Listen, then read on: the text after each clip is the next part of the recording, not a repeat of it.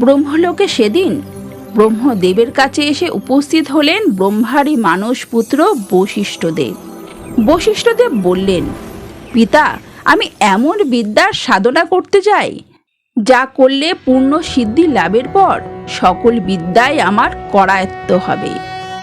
তা শুনে ব্রহ্মাদেব বশিষ্ঠদেবকে বললেন, পুত্র, 10 মহাবিদ্যার মধ্যে সর্বশ্রেষ্ঠ মহাবিদ্যা হলো তারা। তারা বিদ্যা হলো ব্রহ্মবিদ্যা। তিনিই পূর্ণ ব্রহ্ম। তিনি নিরাকার আবার সাকার। নিরাকারে তার স্বরূপ দুর্জেয়, যা উপলব্ধি করা সহজ নয়। সাকার অবস্থায় তার রূপটি হলো সবরূপী মহাদেবের হৃদয়ে পত্তলির পদে বা পা প্রসরণ করে ডান পা সংকোচ করে সহাস্য বদনে তিনি অধিষ্ঠান করছেন।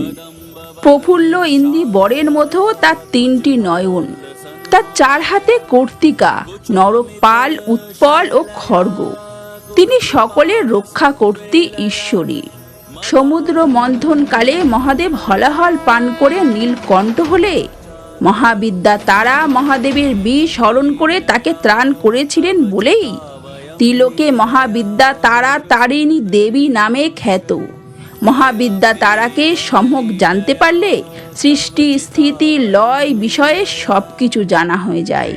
ও কথা বলে ব্রহ্মা বশিষ্ঠ দেবকে তারা মন্ত্র প্রদান করে ওই সর্বশ্রেষ্ঠ বিদ্যার সাধনা করতে বললেন।